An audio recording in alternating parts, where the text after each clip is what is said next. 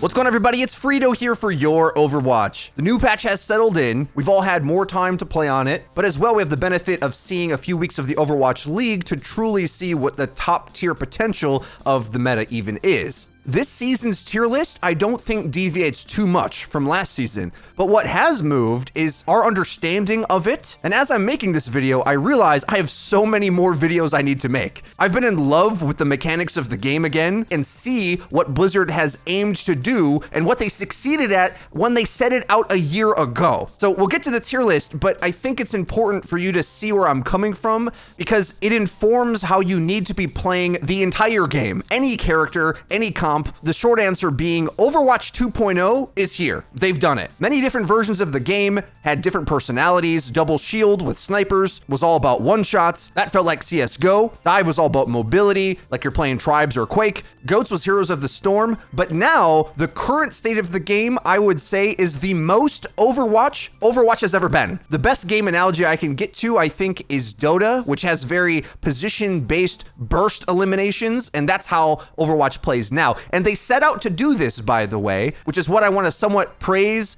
as well as draw a connection for you to better improve your gameplay through what the devs even intended. So what we're going to do is play a series of 3 clips from previous Your Overwatch videos that began a year ago. I'll put the date in the corner, what they were attempting to do at the time, and I think you can draw a direct line to where we're at now today. Jeff Goodman gets asked, because tanks are the least popular role to play, are there any thoughts on changing the balance philosophy or any ideas they want to try? Jeff Goodman responds in saying, as an example, he says they try to figure out how to make heroes like Roadhog compete with a protective tank like Reinhardt. Lately, they've been thinking, what if we go the other direction? What if Reinhardt was more like Roadhog? What would that feel like for the entire game? Basically, if all the main tanks became off tanks. That would mean tanks would be less about pure protection and more about brawly offense. Barriers would be less prevalent. Damage overall would be higher, tanks doing more damage and reducing less damage. Players have to play the map angles a lot more aggressively, as you can't just rely on your tank or barrier for cover. He says, I'm not sure where these experiments will go, but they're pretty interesting so far. The devs get asked about and respond to power creep in the game. Jeff closes in saying, my personal feeling is that I would like to see less barriers and CC and see the game trend slightly in the FPS direction rather than the MOBA direction. And then Jeff Goodman, the lead hero designer, responds as well. On our list of experiments is to try to make the game significantly more lethal than it is right now. I'm not sure how it will play out. We haven't tried it yet, but the goal would be to allow for more carry potential, as a great player would be able to more easily 1v2 or 1v3 enemies. Again, this would be just an experiment, but it's an interesting thing to potentially try. All this isn't to say we couldn't make changes to lower damage across the board somewhat, but we'd have to be very careful not to push that too far, because the game really does feel and play a lot worse when the lethality drops too low. More specifically, Jeff is asked about the competitive design goals for Overwatch. Getting more specific, Jeff's asked about what their vision is for high-level Overwatch, and Jeff responds in saying that he wants the game to be epic, have over-the-top abilities, great movement, first-in-class FPS mechanics, hero diversity, and teamwork. Okay, present-day Frito back again. I know that might have been hard to follow and a bit of a jumble of information, but let me tease it out. Let's list the points that they made. They want Overwatch to be a diverse strategy game with over-the-top abilities. They wanted to make it play more like a shooter and make the game more about offense. And here's the kicker, and the thing that just will change your Overwatch gameplay completely. It was their expectation that moving the game in this direction would require you to play the map angles, quote, more aggressively, which means having space matters so much to execute any strategy. And this is the reason, the sole reason to me, that we finally have seen a map meta in Overwatch. We've been asking and begging for it. What has happened is because there isn't enough defenses or natural, I'm just going to stop saying MOBA and really just call it RPG build, because that's how it's felt at times when you're playing either Goats or double shield, which really, it functioned more like an optimal build in order to cheese out a boss, right? It's not so much a competitive game where it felt there was costs and benefits to your decisions. It was more so the certain top comps were hilariously easy in comparison to everything else. There is literally nothing that plays like that in Overwatch anymore, which is why I'm saying we are finally in the hero shooter meta. And I think people don't give the game enough credit now for how much better balanced it is as a competitive game than it ever was. So not only do I think this is exactly how Overwatch should play out, I think we can expect this to be the design goal, because obviously all this stuff they were saying a year ago is what they showed us at Overwatch 2, right?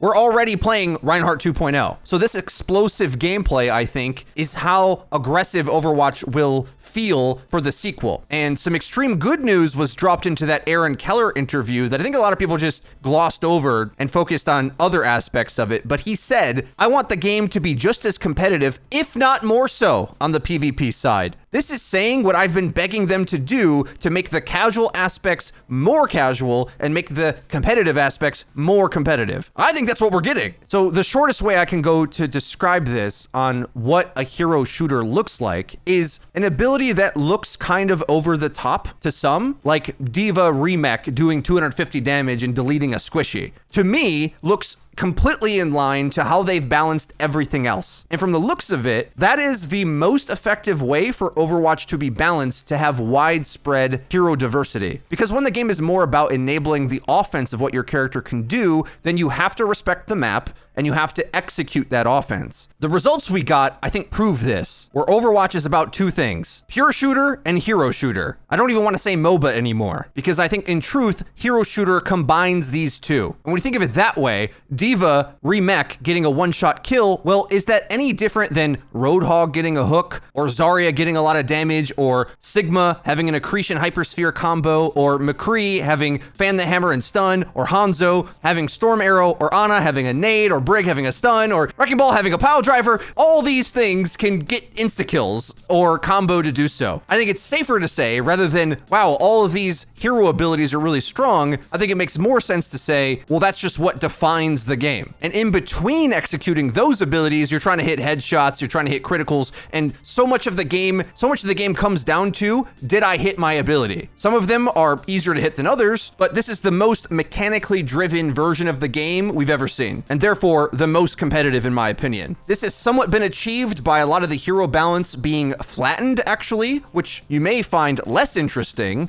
because the variation between heroes is less diverse, but I think it's far more competitive. The gaps between McCree Ash Widow, or Tracer Reaper McCree, or Sigma Wrecking Ball Reinhardt, they're more variations on a play, as opposed to widely different character types, where one of them easily becomes the best. This comes in line with Overwatch 2 as well, where they're trying to define the roles more so, one step further with role passives, but I think they've already done it with how the game's been flattened a bit to emphasize what we expect from that role. The easiest example of this is Symmetra used to send a telly to spawn, and now in 2.2.2, it's like, well, she needs to be able to work up to impressive damage and have a mid-fight ability that helps the engagement pathing somehow. But this is good because whereas in previous metas, if Sim ever got played, it was because the protection around her was just too strong. Now, it's because, well, you can use teamwork to smash W onto a teleporter to catch someone out. It's execution dependent and map dependent. Okay, we want to get to the tier list, but I also thought I'd put a quick section recapping the most recent patch so that you're up to date on that in case you weren't. If you've already seen a previous coverage on this, you can skip over this part. That's why we have chapter markers anyway. Batiste did get 2 changes where he heals more when you hit a direct and less when it's simply AoE. From the eye test, it felt to me like you do get your ult a little slower now since your AoE healing is less, and that's where you kind of racked up the most from that. Largely, I thought this was a negligible shift. And I kind of feel the same way about Immortality Field. It's really hard for me to notice, as its biggest plays to me is a big play comes in and you instantly save people, then heal them. The threshold doesn't feel to matter that much, but I could be proven wrong on this, and maybe he's further out of the meta than I think. But largely because Reinhardt Batiste based comps are the easiest to play around because you can see your team within arm's reach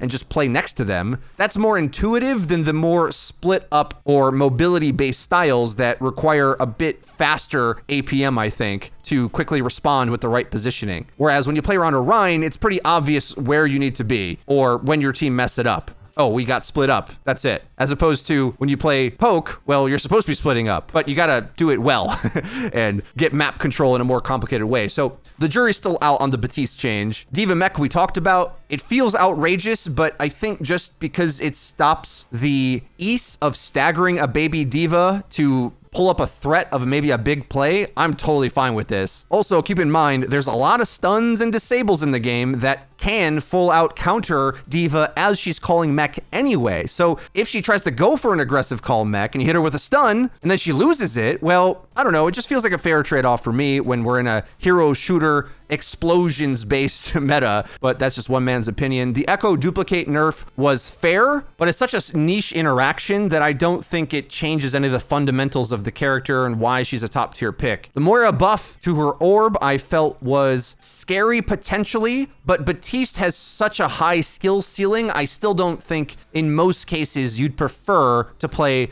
Moira over Baptiste. Like, if you can play Baptiste, he's just gonna be better for that death ball style, I think. And I kind of hope they keep it that way, personally. The difference is the Moira style wants to find opportunities to W harder, like to run in with an orb, either to heal your team or to use it as a damage orb and confirm a kill with it, especially with Coalescence, that's obvious. Whereas the Baptiste variant plays more controlling of space, cover, and corners. The Moira variant kind of wants to swarm a bit more. Orisa is low-key really strong on a lot of maps and is one of those characters I just need to make a guide for because I think a lot of the community just approach her in the wrong way. But if you remember, every character operates based on offense now. So the shortcut answer to being better at Orisa is trying to establish the maximum value for your fusion driver. The shield and fortify, those are nice to help you survive a bit more, but you want to maximize your pressure as well as make plays with halt. And if you don't do those two things, well, then she feels weak. But if you can do those two things,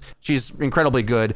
This buff was pretty negligible though. However, it does keep her 1-to-1 with Winston's leap. So as long as he doesn't have a Zarya bubble or a D.Va to eat the halt, you can CC him as he comes in. So keep that in mind. The Reinhardt nerf looked really scary, but ultimately I just think Rein was the easiest character to play around, so this does mean you can't W as hard anymore, Reins. And Rein's best friend, Baptiste, got taken back a little bit too, with Immortality Field at least, but the healing went up. So overall, I think his ranking largely stays where I had him, but there's a few matchups you definitely want to respect now like you haven't before. Mainly this next change to Roadhog, where his damage goes up. Now, the funny thing is, Hog also doesn't change his power too much due to the counters that exist to be against him, but his level of threat and competition up against main tanks starts to come back, where Rein with less armor health and Hog with more damage, if you get headshots, does delete Reinhardt. So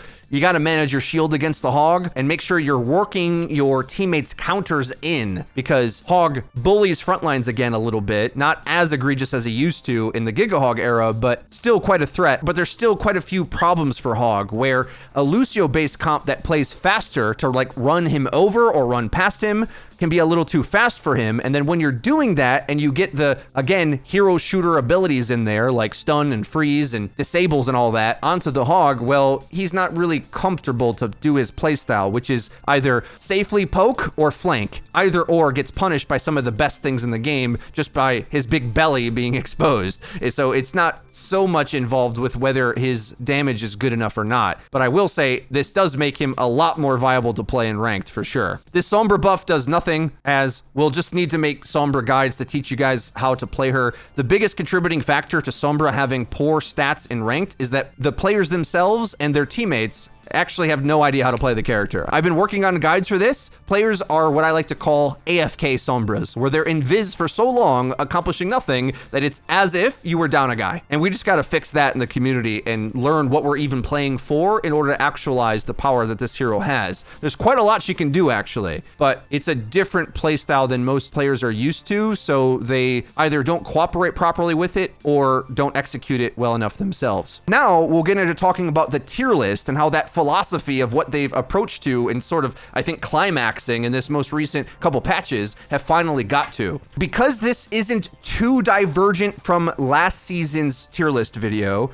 I'm gonna go about explaining it in a different way. In many ways, this is good because now I finally get to talk about the things I really want to talk about, which is playing the game better as opposed to just picking better heroes. The game right now is balanced so well that there is no S tier heroes, in my opinion, still, just like last season. And I barely even want to put these bottom picks in C tier because I think, as I said earlier, in the right circumstance with the right knowledge or lack of knowledge, anything can go plus or minus quite a bit. Because the game is execution dependent, finally, instead of RPG rock, paper, scissors dependent, my fire Pokemon beats your leaf Pokemon, then the game is more open, or the most open it's ever been. And you can see this now that instead of just simply talking about the heroes themselves, I want to talk about how they interact this time a little bit more. And I think this is evident when you see how I've split up the tiers a bit, where I have 2 A tiers. These picks, I think, are equally as strong, but it's important to realize where the play of the team comp is filtering into or what needs to happen in order to get success out of it. And the shortest answer I can give you, because we're in a hero shooter execution dependent meta, Overwatch really has gone back to an old adage we used to say on Your Overwatch all the time, which is get kills, don't die. So all the time you're playing, whatever team comp, whatever hero you got, ask yourself, did we effectively get kills or did we die? And depending on which pick you have, you'll want to go about playing the map or your combos in order to maximize the win conditions they have. So let's just go down the list. We're going to run through the easiest ways to get eliminations on each one of these top strategies. Baptiste, durable, weak to flanks, gets a spike of offense with his ultimate, which when set up wins a team fight. Ana and Zen work better with either divers or flankers that either can confirm easy damage onto an anti-nade like Winston can, or hunt down and duel a target that has a Discord orb on it like Tracer can with Zen. I still have these 3 picks at the top of the list because they define how you're going to play the entire team comp. This video is going to span out into like 10 other videos if we're not going to be careful about it. But I think a lot of people were pretty skeptical of me putting Ana in the A tier last season. But after seeing the performance of Double Bubble with Ana in the Overwatch League, I know it feels harder to play in ranked, but I think the knowledge of a lot of the game right now is going to really dictate the performance of a lot of these different strats. The community simply just hasn't had enough time to properly learn all the strats and the logic flowchart of how you're supposed to play them. And if you play something wrong, it gets destroyed. No longer are we in the place where you can play a overtuned hero badly and still win. It's just not how the game works anymore. So just as an example, right, Zenyatta might feel like a really hard hero to play around in ranked, but it becomes less hard the more your tanks flank as opposed to take any damage and emphasize your DPS angles to kill the Discord, right? Once you start playing like that, then you snowball an advantage really quickly. But as soon as you start playing incorrectly, then it's like, well, we need more healing and our team comp is bad. And I don't think that's an accurate way to look at it. Now let's take a look at some of the A tier DPS picks, which again, I'm putting these in the star players category. And what I mean by that is when you have a carry pick, it isn't that they're designed to do all the work and everyone else gets to have a day off and put up their feet while the DPS wins for them. No, it's they need resources and space in order to get value, but they're the ones you need to convert your value with. So the easiest way for me to explain this is there's a reason why a Lucio going in aggressive, using amp, getting you positioning, booping a target out of position for focus fire, starting to break open the fight, but Lucio gets traded out is better than having one of these star players get traded out because they're the ones that are going to continuously get longer impact as the team fight progresses or just have the kill potential to swing the fight, etc., etc. So the way you play needs to be structured to get more value out of them, whereas a more supportive pick can oftentimes get away with playing more so to set them up. We started out talking about the different team comps that exist, and you see this pretty naturally fit in to the medium and longer range DPS options. As I said, Baptiste is weak to flanks, but that's why he's best paired with McCree, who not only is a competent brawler as well, he's not all in on the brawl like say Symmetra might be, but is flexible enough to either mark flanks or go on his own, while also being a stable damage presence, stabilizing that brawl team comp. Now, McCree feels quite almighty and flexible, but he does have poor matchups up against Hanzo, Ashe, and Widow at the right ranges in the right setup. I do think it's a little tricky to try to run Ashe without a Mercy, and then that kind of ripples into the rest of your team where she doesn't have great interactions for the tanks and also doesn't really want to play with them ever if she can help it. So the rule of thumb is if you have a poke comp, you fully avoid all rush all the time. If you play a more divey Ana-centered comp, you want to try to find aggressive openings for anti-nade, and if you want to play a Baptiste-centered comp, you want to hold your formation, playing on good cover for Brawl while also kind of creating it with Maywall or Baptiste Lamp to divide and conquer and win the frontline battle while warding off flanks. Now, a really good tip for you that I'd like to expand on in future videos with examples and such, but is to read how your team is playing to determine which one of these styles they actually are, because that'll help you adapt your play style to better help the team win with the way they like to play. You can ask them to like rush as Ryan and Lucio, but if they play them more like poke characters where they don't really go in, maybe you have to play like you're in a poke comp, even though you have rush heroes. I think that's where a character like McCree starts to show his limitations, where when the team doesn't play properly and then you're stuck fighting duels you're weak at, then it's time to more go like the Hanzo, Echo, or Tracer route, who can play their own angles as opposed to mostly sync up with the team. Try to read where the resources of the team are going and how they're using them to better inform your decisions on what you go for. If your Mercy decides to pocket a tank instead of the DPS, you might have to play Tracer instead of Echo, even though Echo should work in your comp if you got the beam. This is why we need a scoreboard revamp to see not our gold medals, but maybe the resources we've received from the team, because it matters so much. If your frontline gets every cooldown from the team and you get none, well, you have to play a more self-sufficient hero and play more reserved, naturally. Conversely, on the other end, now it's useful to talk about the tank carries, and I do put Zarya first because she plays well in both the Reinhardt comp and the Winston comp. And actually, I'd say in the Reinhardt variant, he's more of the carry because you want to be thinking of how to give him supportive kit to close the distance, whether that's a speed, isolate with a wall, whatever. His hammer damage is incredible. And because he gets Earthshatter so fast, there's a lot of really fast kills he can confirm. And keep that in mind, Rhine players. I mean, you've seen this if you watched my guides, but it's about confirming kills. That's what Rhine does. That's how you have to play the character, because if you don't do that and you play too inactive, well, that means the enemy's probably confirming kills on you and you're not really building to anything. I think in some cases you could make an argument that Winston is a carry pick too because of how many resources he gets, but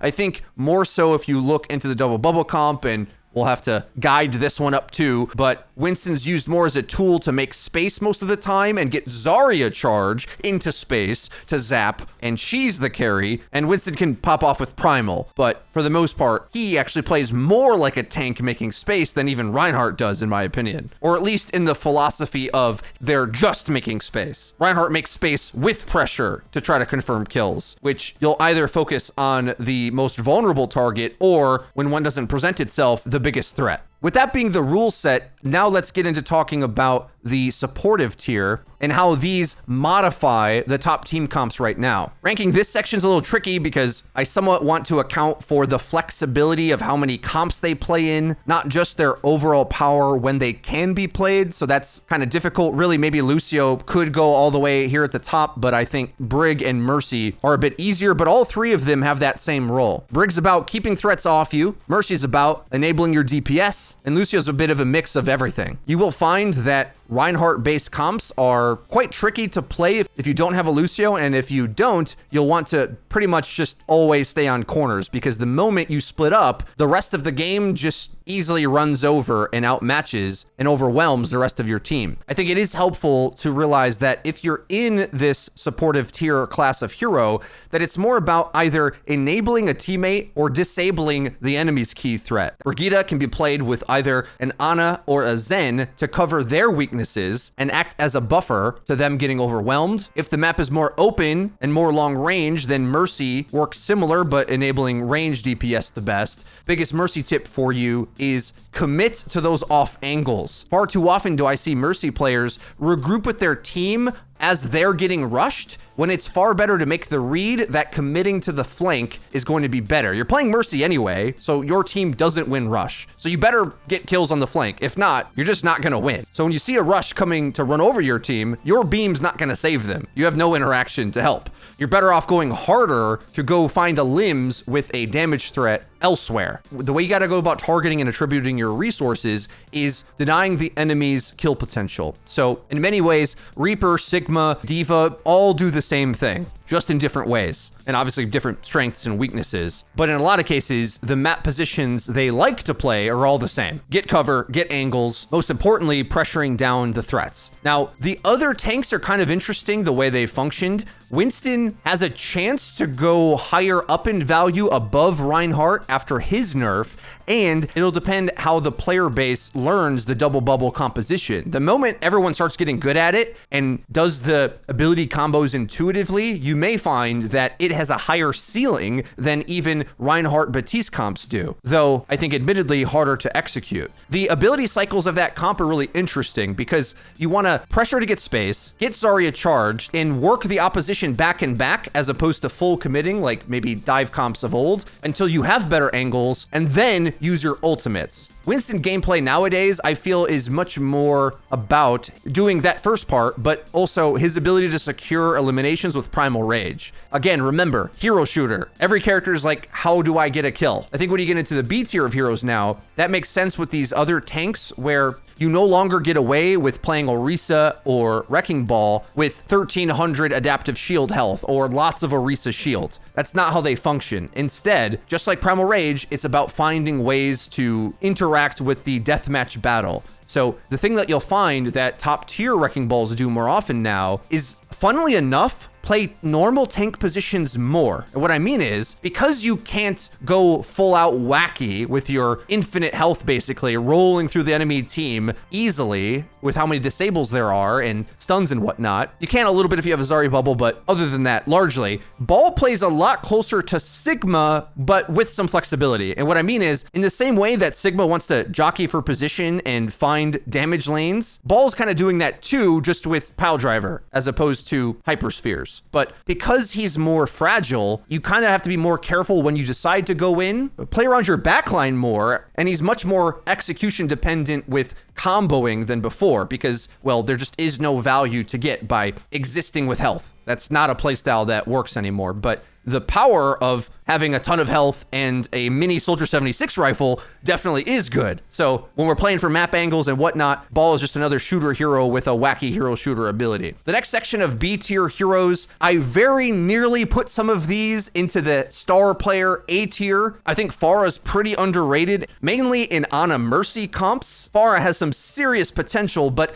does require some skill. The shots you'll need to hit can be kind of tricky. And if your aim isn't good enough, well, you won't be applying enough pressure to stop the enemy from running you over. But I think with enough skill, Pharah can be a dominant pick. There's some ladder players that are insane at Pharah right now, and some pros as well. Keeping in mind, of course, that the hit scan's range did get reined in, so she has a lot of maneuverability to go make plays, but I don't know if it's easier than, let's say, playing around your Reinhardt with a Mei, right? So I did end up keeping her in B tier, but I think there's a lot of room for mobility for this character, pun intended. Symmetra, just like Mei, provides a teleporter for rush comp, which can catch teams out. I'm sure after watching the Dallas Fuel 6-0, both the Shock and the Outlaws, some players out there were running this and inting at the enemy's backline, which is to say, if you can get Rhine to swing on the enemy's squishies with an instant teleporter, you win the game. Or if you can defend the sim hiding on a control point with turrets around you, that is an easy win. Junkrat as well, I think, is an incredibly underrated pick, just like Pharah right now. It's just a little bit more difficult to be consistent with him as compared to the likes of a stun or Storm Arrow, Focusing Beam. Those are a little bit more guaranteed damage. Genji's still at the lower tier, mainly because I think it doesn't actually fit that well into any of the major comps we have. And it's tough to find a reason to pick him over Tracer or Echo, who are both just easier to play. Not to mention, he used to have a really strong matchup against the hit scans, but the way it's sort of developed is that, well, McCree's got more health and a stun anyway, so he just is favored in that matchup hands down. He can counter Widow, but if you're picking Widow, it's probably a massive map, so good luck closing the distance. Hanzo and Echo are fair matchups, I'd say. Storm or Focusing Beam might do the trick, or flat out carry. And then it comes down to like, okay, well, Genji looks strong against Ashe, but if she's played with the right support, do you burst her through the Mercy pocket? It just all seems a lot more difficult than it needs to be. He's still pretty reliant on Dragon Blade, and although it can secure team fights for sure, it's just that most ults can. It's not so strong of an ultimate that you can justify picking the character for it. Further down the list here, I think Torb is a little bit of a slow DPS who will still feast on some mistakes, but isn't great in or against any of the main playstyles when they're done right. But if the enemy's haphazard or doesn't have one of the top comps, he's fine. It's just hard to justify him like over a McCree or another projectile that has verticality and similar damage output. We may find as well that this Moira buff is better than I think it is, but my tentative reaction is that Baptiste is still better. So Moira strengths require you to group up and go aggressive, as opposed to Baptiste, who has the flexibility to play grouped up, but then pivot on cover when you need around a lamp safely to heal back up, and has a good balance to the interactions of the game, whereas Moira's like all in and kind of obvious how she needs to play. When she does win, she wins hard, but if you know how to counter her, it's not too much of a trouble. I wondered if I was going to put Bastion lower on the list because of Baptiste's nerfs, but again, I don't think the lamp nerf was that significant really, and he can just straight up feast on mistakes with a little bit of protection around him. The one comp we didn't really talk too much about is double shield variants. The two best ones, which play more defensive and at range, are Orisa and Reinhardt, or Orisa and Sigma. The Rein variant is going to have a more robust front line that can fight back if they get rushed, and the Sigma variant has stronger poke damage. Either way, they want to mostly play together and focus fire on the Orisa halts. I think this is probably the most undervalued comp in Ranked because the playstyle of Ranked is often lacking shot calling or coordination, and Baptiste already is easier to play around. So to effectively play this comp, that and as well as like a dozen other things, we'll need further guides on the channel. Into the C tier now, I have Sombra, Doom, and Soldier. Soldier, I did drop a tier due to the Hog buff, who I think now there feels like there's a lot of tank matchups that are just super annoying for him. And all things considered, really, he is just a budget version of Ashe. He does outrange McCree and is okay against Echo, but he just has like wonky matchups and is unimpressive. But remember, this is just C tier, not D tier, not F tier. Decent, just with an asterisk. And that's the same how I feel about Sombra or Doom. This is going to be more dependent on either your team's ability to coordinate with the character or counter the character if they're on the enemy team. Their value is so knowledge dependent that it really doesn't have anything to do with their stats right now. Both of these characters can get soft or hard countered by good Reaper play, who's a character I didn't really mention up at the top too much, but that really stable mid-range shotgun pressure damage, now that it is after the rework, does well to help get the consistent damage that always feels so difficult to find on Doomfist as he comes in. Always just getting away with a little bit of health. Reaper really helps with that. Or even if you go up against a Sombra that's played well, Reaper's positioning doesn't mind getting hacked too much. It's going to be around cover anyway, ideally, and more of his value is in his primary weapon. Oftentimes, even when he is hacked, it's not like he's an easy duel to just rush into. The potential of those two are definitely there, but it just takes some expertise, I think. I think you'd see them more if Sigma was more popular and ranked right now, and maybe he may become soon, with more evidence of seeing how he interacts with a Rein comp, but I don't think they're great into Zarya bubbles or the many disables that exist in the game, which makes them a little too tricky. But with that being said, that's the entire game, everyone. We've done it. Thick tier list video. Overwatch 2.0 is here. Let me know your thoughts on everything in the comment section down below. If you did enjoy the video, please be sure to leave it a like. It really does help us out and lets us know that you're enjoying the content. And if you haven't already, click subscribe and don't forget to click the bell icon to actually get notified when our videos go live. That's been it for me. I've been Frito for your Overwatch. We'll see you guys next time.